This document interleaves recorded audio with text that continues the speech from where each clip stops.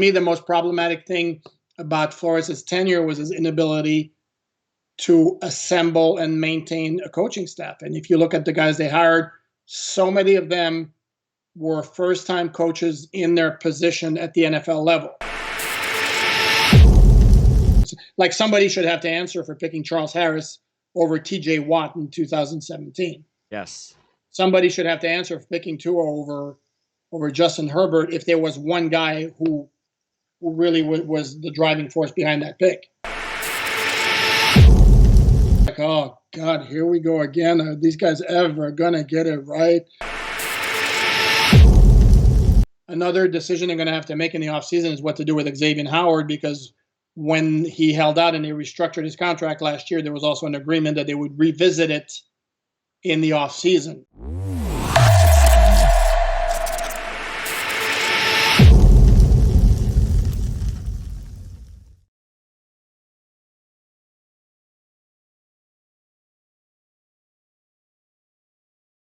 All right, thanks for tuning in to another edition of the OFN today as we talk Miami Dolphins football. And an old acquaintance of ours here, Alan. It's good to have you back. Of course, we did a season-long Miami show in 2020. And we haven't really talked a whole lot since, but I had to get you on, obviously, this week because this is just crazy what you're hearing in the news today of the last several days of what's going on down in South Florida. So is it as crazy down there as it appears to be nationally? Well, it's crazy in terms of what you're seeing on social media and everything, and the reaction and the stories that keep coming out. And you have, after the filing of the lawsuit, you have the rebuttals and the statements, the responses from the Dolphins, Stephen Ross, the Giants, the Broncos, the NFL, John Elway, which they have to do, right? But no, it's a crazy time. And this happening in the midst of a coaching search, probably not the most ideal of scenarios for the Dolphins as they look ahead to 2022 without Brian Flores. Yeah, so there's three parts to this. There's Flores, there's Ross, and there's the coaching search. So I want to start with Ross because, and again, I'm the outsider, but from what I know about Ross, isn't he the least likely racist owner in the league? Well, yeah, but the issue with the Dolphins in terms of the lawsuit has nothing to do with race. It has to do with the allegations, and then the fact that Brian Flores is basically suggesting that the reason he was fired is he wouldn't go along with the idea of tanking in 2019 after even being made an offer, according to him, being made an offer of $100,000 per loss, so the Dolphins could secure as high a draft pick, ideally the number one pick, and then once he refused to do that, again, according to Flores, he began being treated differently by the Dolphins. And once they fired him, he is basically suggesting that they have run a smear campaign, the purpose of which, to me, other than if there is such a thing, again, that's the allegation, that maybe would be to justify the firing after the guy's coming off back-to-back winning seasons, because there's a group of fans who are not happy about Flores getting fired. I can understand that. I mean, Dolphins hadn't had back-to-back winning seasons since 2002-03. Yeah. They hadn't swept the Patriots since 2000. They did both of those things with Flores, and then he gets fired. And part of the scuttlebutt as well, from what we were hearing, is that Chris Greer and Stephen Ross decided toward the end of last season that basically they wanted to move forward with Tua Tagovailoa as their quarterback, and Brian Flores was never on board and was never a huge fan of Tua, which was pretty apparent by the way he used him.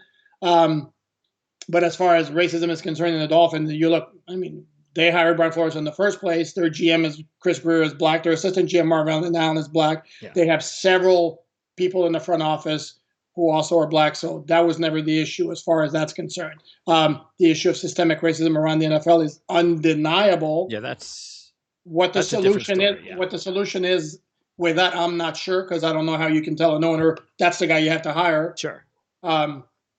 But And I'm not surprised, by the way, that Flores, his comment about like the Rooney Rule in a way, because I always thought it was ridiculous to me. And now, and I just forcing owners, and look, I understand there's got to be a solution to it. No question. We all agree to that. But just the idea, because even Flores kind of said it, I don't want to have an interview because they have to interview me. And that has to change in some way. I don't know how you change it, but that kind of has to change. No, I agree. But again, it's a very, very clear, obvious problem without a very easy solution. Yeah. And part of the problem is, oh, by the way, probably every owner is white. Sure. Or you have the Jacksonville owner who's Middle Eastern, but I mean everybody That's else. It. Yeah. There's no black owner, so that's part of the issue. Yeah, I'm actually kind of has that been? I don't even remember if that's been brought up over the past. Like, who was the? It's been a few years since we've had a new owner. Well, was Carolina the last new owner? Was that the new ownership change? Because I don't ever remember it being brought up whenever there's some sort of new ownership before. Now, obviously, that's going to change, but I've never remember that being something that people talked about. Well, people should talk about it because it's very relevant in terms of the fact that there's no, black coaches. And it's surprising. Yes. I mean, even in NASCAR now, you've got Michael Jordan that owns a team. You got Floyd Mayweather that has a team. And people talk NASCAR like it's like, those racist guys from the South, which is not. But yeah, that's why it's surprising. But I get it. There's only 32 of them. And you also so it's not easy to be an owner in the NFL. And then I don't know. I mean, I'm interested to find out if there's any black businessmen that will speak up and say, yeah, you know what, by the way, I tried to become an owner. Correct. I was surprised they didn't take me. Well, I would like to hear now that. It might come up with the Denver Broncos up for sale. What's going to happen there? Sure. And that makes a lot of sense because you would think that if there's a black businessman that has a lot of resources and he checks all the boxes, it's a no-brainer then. It's about time. Let's move forward with that. And yes, I do think that this is where it's all going because Stephen Ross has just kind of been thrown into this situation that he really shouldn't be thrown into. You can say what you want about him as an owner, but racism is not a part of it, and he's just kind of being looped into it, unfortunately. But he's got a lot of imperfections. There's no question about that. I'm sure there's a lot of Miami fans that would like to see a new owner in Miami. Oh yeah. So, I don't know what the percentage is, but as I'm looking on social media, I think there's more people who'd love to see him being forced to sell the team as opposed to keeping him. Again, the dude's been the owner for more than 10 years, and they haven't won a playoff game. They've been to the playoffs once, 2016, and got spanked by the Steelers. Yeah. And it's not like this is the first scandal that's engulfed the Dolphins, even though there's never been anything of that magnitude before.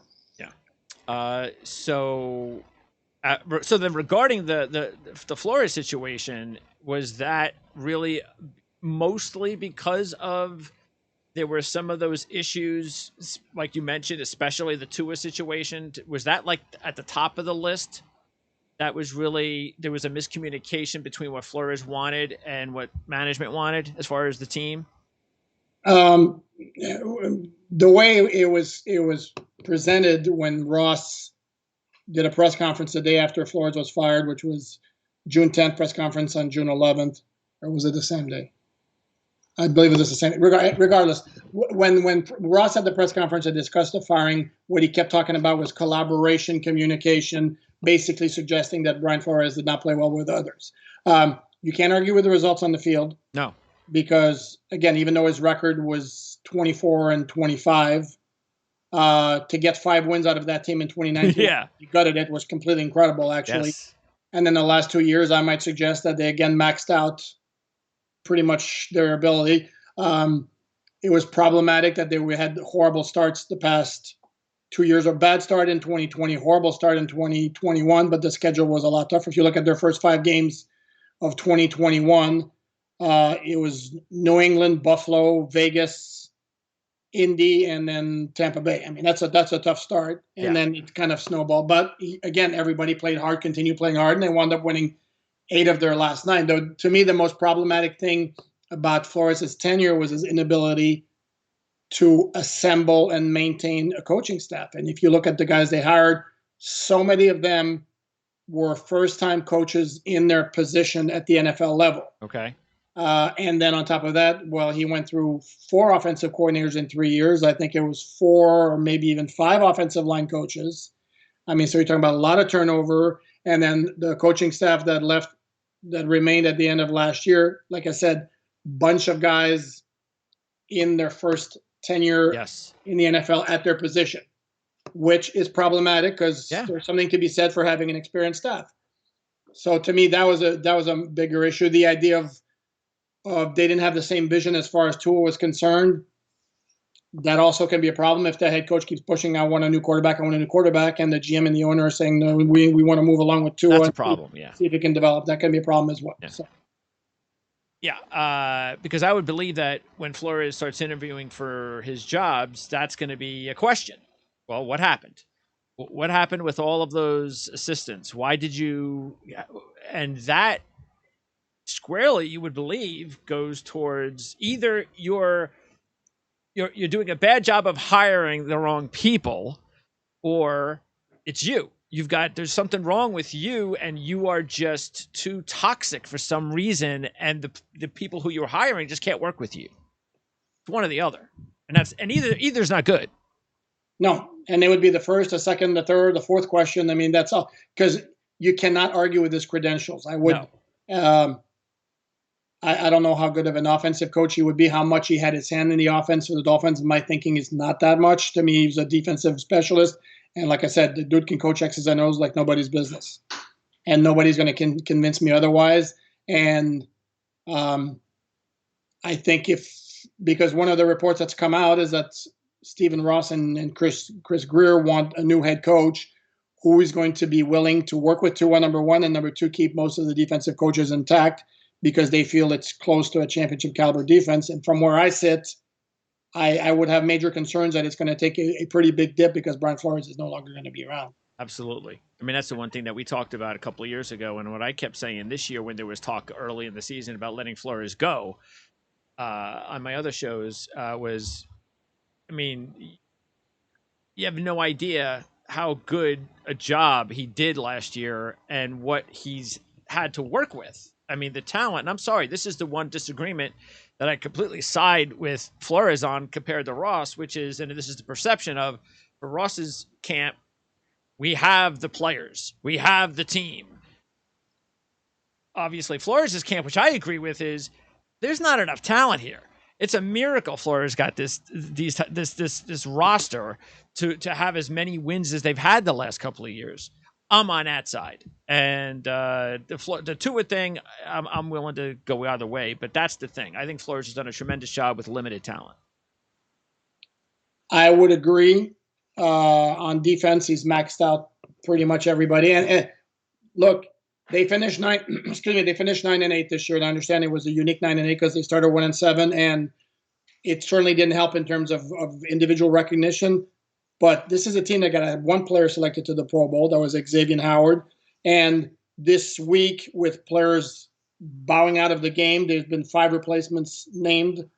Now, one of those alternates was a Dolphin player. So you still have one player from a 9-8 team, which kind of speaks to it. The only issue I would have maybe with the premise of complete lack of talent is the offensive line, which consisted of a first-round pick, 2 seconds, a third, and then the journeyman and Jesse Davis.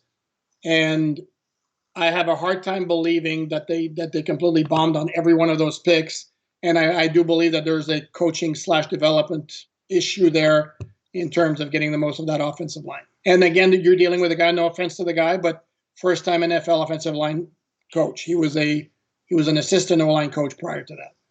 Those are all great points, and that's this is the type of stuff that fans outside of Miami just don't get. They don't know, and it's important and it's fair. So yeah, it's almost like if Flores had hired the right offensive assistant, like a guy that could almost kind of just take over that part of the field and do his thing, and he had tons of experience and they were simpatico, that things could have worked out differently, but that just never happened. You mean like Shangeli in 2020? Okay, yeah, right. The offense, and then it's funny because Changeli took a lot of flack out the door. That's right. And partly because, oh, look, he's letting Ryan Fitzpatrick chuck the ball down the field. And when Tua comes in, he's limiting him to only dump offs and short passes. Well, Dolphin fans have a hard time realizing, and I'm sorry, a certain portion of Dolphin fans just don't have a hard time accepting the fact that maybe it's the quarterback and that's who he is. That's what he needs to do to be successful. Because if you recall, this season he had a stretch where his passer rating was over 100 for like 4 or 5 straight weeks, and he was throwing nothing but 3 or 4 yard passes with the occasional shot down the field. But it's mostly that's what he is. Yep. And then Changeli came in 2020, got to work with Ryan Fitzpatrick a bit, and then when they put Tua in the lineup again, why I don't know, because they were 3-3 at the time and made zero sense. But the dude actually, and I wrote a column at the time after he left, that he deserved a hell of a lot of credit, because if you're gonna grade the job he did with that offense in 2020, it was actually a pretty good job. And then we saw the offense take a step back this year, and then a lot of the complaint is like, well, they don't have an offensive line, they don't have receivers, they don't have any talent. Mind you, never mind the fact that, and I'm not here to suggest that they had great talent, but at those times when the quarterback's throwing really, really short passes, again, it's because they were playing into his strength, because that's what. Absolutely. Yeah. That's always going to be Tua. And if you don't, and if you're a fan that wanted Tua to begin with, you should have known that. Should have known. I think what they do is they see the highlights, they see the deep passes, they see all that kind of stuff. No. You got to watch the entire game, the entire season to understand exactly what makes Tua click. And I said at the time too, watch like a highlight reel of Tua from his time at Alabama, watch the deep throws, and it's always a clean pocket, the receiver wide open. He's playing, and if you look, I went back and looked, because I had failed to realize this, but because I knew he played with Henry Ruggs, Jerry Jeudy, Jalen Waddle, Devontae Smith. Oh, his first year, Calvin Ridley was also on that team.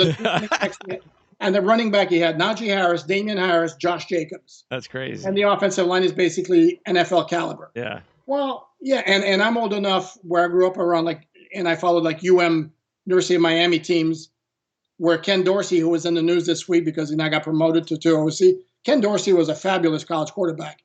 And he was brilliant, tall, but guess what? He couldn't move and he didn't have a very good arm, and that didn't translate into in the NFL. And the same with Steve Walsh, who won a national title. I mean, I'm dating myself here, back in 87 season. Same guy, super smart, very accurate, but not mobile and not an arm. Didn't have an arm. Never succeeded in the NFL. It doesn't necessarily translate. I mean, there are countless. Josh Heupel is another one. Great college quarterback.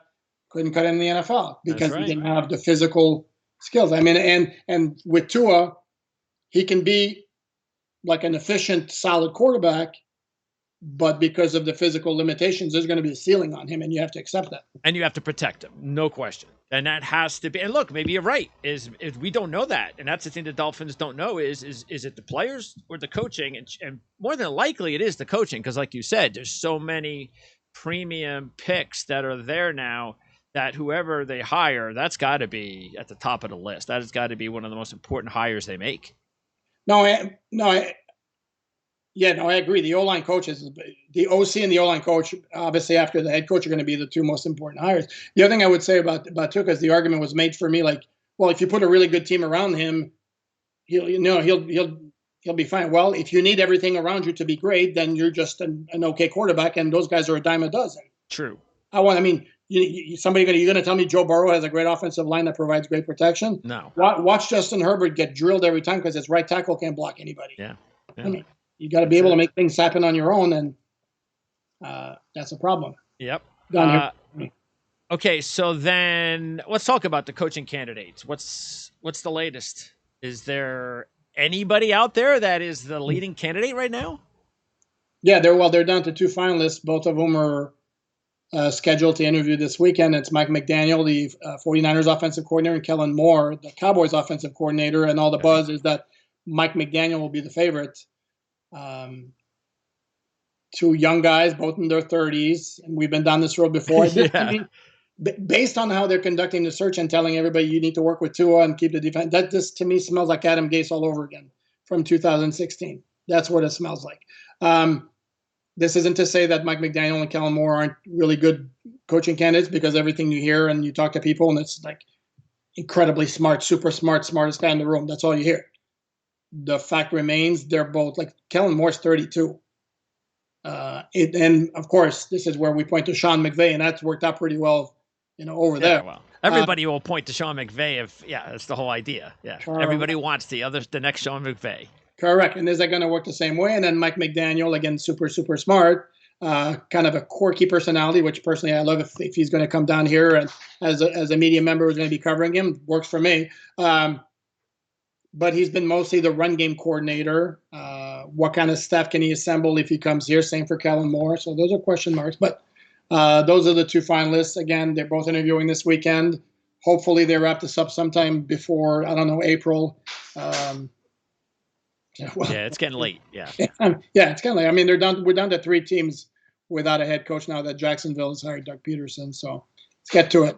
Was there someone that you thought that they should have hired? It wasn't a great offseason for coaching candidates, but was there someone that you thought in the beginning of the process that would be the best fit? Well, the one I liked all along was Peterson, who ended up, with Jacksonville, because number one, he's won a Super Bowl. Number two, he ran the RPO with great success with Carson Wentz in Philadelphia. He's a former quarterback himself, and if the idea is to get the most out of Tua, about getting a former NFL quarterback, that would have worked. And then he's a former Dolphin player. Not that it matters, but he's a former Dolphin player, so it's not like he doesn't have ties to the organization. To me, he seemed like the most logical candidate. I'll throw another one who I thought, and this came to me actually. Somebody mentioned it to me, one of my Twitter followers, and didn't dawn on me until he mentioned that he would have been a good candidate. It's Darren Rizzi, the special teams coordinator for the Saints, whose special teams are always among the best in the NFL. Number one, he was an assistant head coach in Miami. He survived 2 coaching changes in Miami, so obviously very, very highly regarded. And on top of that, the Dolphins interviewed him in 2019 before they hired Brian Flores. Now, did that interview go poorly from one end or the other, which is why they never reached out to him in this coaching search? Possibly. He would have been a good one. And the other one, not necessarily that I think would have been a good one, but that I always thought was a wild card, was Jim Harbaugh, because of his long-standing ties to Stephen Ross, being both University of Michigan alums. But Stephen Ross said during the Flores firing press conference that he wasn't going to be the one to take Harbaugh away from the University of Michigan. But then the argument could have been made that once Harbaugh flew out to Minnesota for the interview, then Ross could have said, well, I'm not the one. I mean, Harbaugh obviously wants to go to the NFL. So, well, that's the thing. It's back to the inexperienced head coaches. And that kind of gets old, especially when it doesn't work, or whether it works or not. Obviously, it hasn't, because these guys are gone. It's like, but you're only giving them 2 or 3 years. And then even if they have good years, it's like Flores the last couple of years or decent seasons, they're gone. So at some point, there's got to be some accountability, sort of like with Flores, with his hiring of his assistant coaches that aren't working. Or it's, hey, it's let these guys, give them a shot. Give them at least 3 to 4 years before you pull the trigger. I mean, and go looking for another head coach. How long has that been going on now for the Dolphins, as far as inexperienced head coaches and only giving him like 2 or 3 years? Well, the hiring pattern he inherited Tony Sparano. Tony Sparano was fired late in his 4th season. Then it was Joe Philbin who was fired after 4 games in his 4th season. Then it was Adam Gase who got 3 seasons. Brian Flores got 3 seasons. So I'm guessing whoever the coach is now should count on being in Miami for 3 years, and then he'll be done. I mean, But here's the thing, though. The hiring first-time coaches has backfired for the Dolphins, because the only 3 coaches in team history to finish their Dolphin time with a winning record were Don Shula, Jimmy Johnson, and Dave Wanstead, all of whom had prior NFL head coaching experience. Having said that, the flip side is 6 of the final 8 and 3 of the final 4 teams in the NFL playoffs this year employ first-time head coaches. So it can work. It just never worked for the Dolphins. So does that mean that this is it for Grier? That if he doesn't hire the right, like if this next coach comes in, and it does not work out with Tua, which you believe it's not going to, then within 2 or 3 years, not only will they be looking for a new head coach, but they'll be looking for a new GM. I don't know. I mean, it's very hard for a GM to be still there coaching change after coaching change when it doesn't work. But I think Steve Ross has a tremendous loyalty to Chris Grier. The dude's been there for like 20 years in the organization, and they talk about collaboration. Yeah. If you know Chris Grier is a very, very nice man with a very laid-back personality who's going to get along, and he's somebody who's going to work very well with others. And I also don't know that there have been many decisions made by the Dolphins since Chris Grier was given the official title of general manager that have been like Chris Grier. Like, I mean, this is my decision, my call. I think everything's been collaborative, even in terms of the coaching searches, where it's Ross, it's Chris Grier, it's Tom Garfinkel, the president and CEO of the team, much more so than just Chris Grier, making the hire. Yeah, I could see that being a big issue with fans, definitely. You don't want an owner. Yeah, but here's the thing is, and I see in the media down here, like, they're dissecting Chris Grier's like draft picks for the past 5 years, and I'm sitting here going, exactly how many of those are really, really Chris Grier draft picks? Yeah, that's the thing.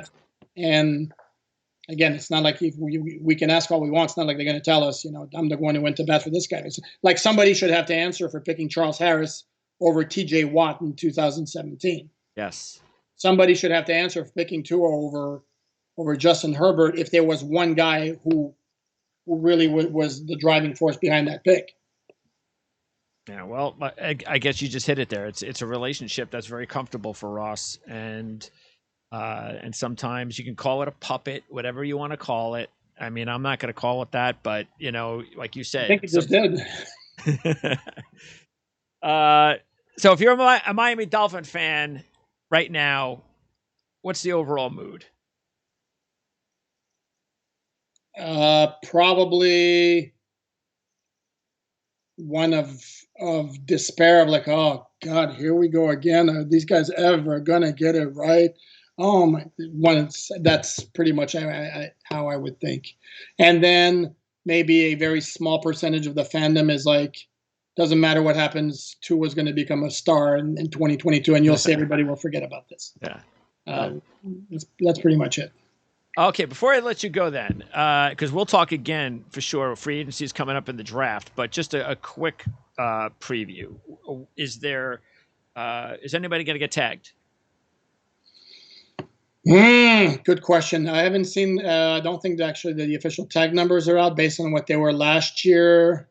And again, depend also. Well, no, either if it's McDaniel or Kellen Moore, I have a hard time seeing the Dolphins letting go of Mike Gesicki, and I have a hard time seeing them letting go of Emmanuel Ogbah on defense if they're keeping the defensive coaches. So I think those two guys are going to be must re-signs, or if they can't work out a deal, they would tag one of those two. So then a cap situation. I'm sorry? Cap situation. Most cap space in the NFL. Okay.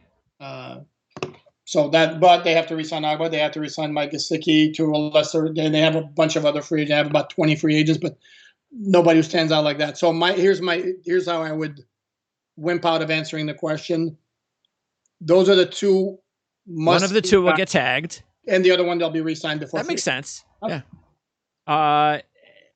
So if there's a big prize free agent that the Dolphins spend their money on, who is it? Or what's the position? If Orlando Brown Jr. somehow becomes available in Kansas City, which I don't see happening, maybe that's who they go for. One of those guys. How about Isaiah Wynn in a trade? No, that doesn't thrill you? No? Doesn't thrill me. And no, doesn't thrill me. I don't think there's a time enough guy. Definitely tackle.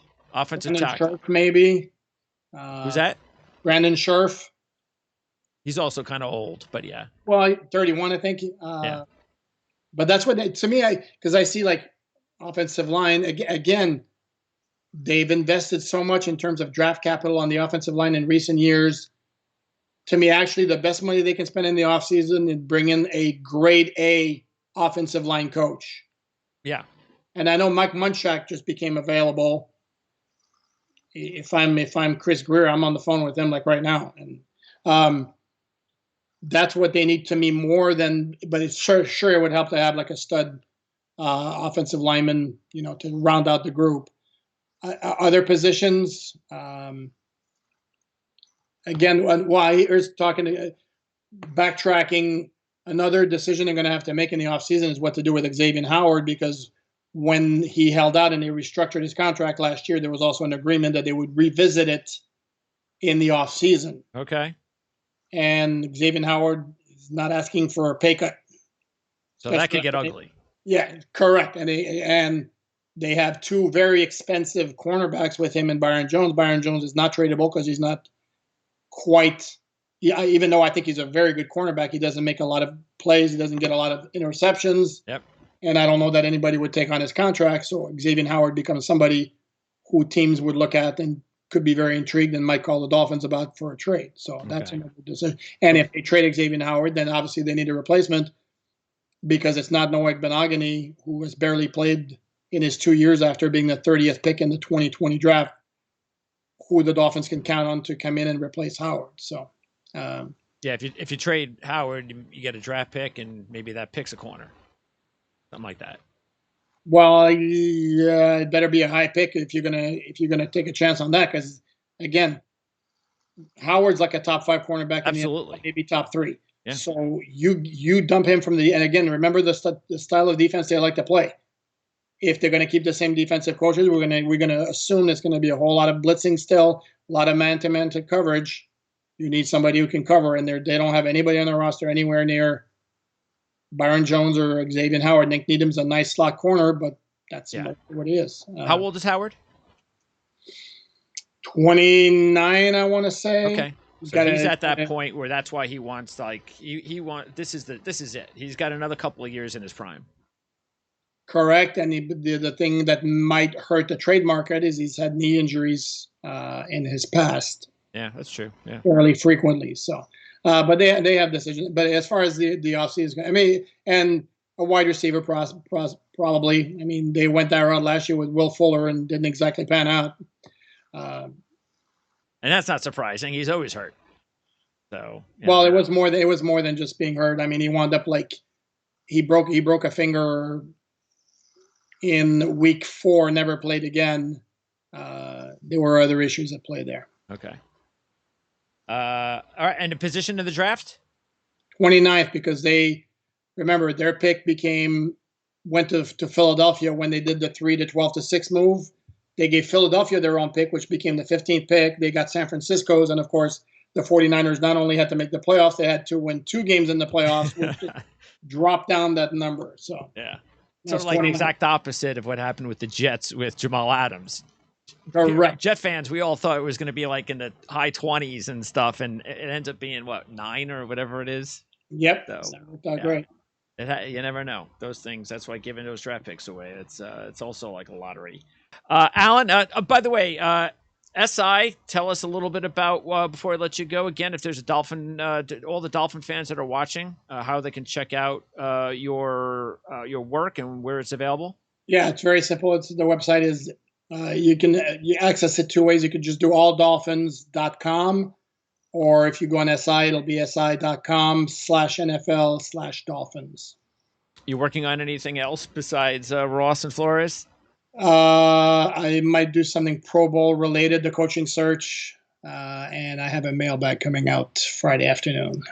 Press conference next week? Likely. New head coach? Likely Monday. Monday, okay. Best of luck with that. Which will mark the 4-week anniversary of the Dolphins firing Brian Flores. Okay. Very nice. Alan, great job as always. I appreciate it. I look forward to talking to you again sometime, maybe next month. Sounds good.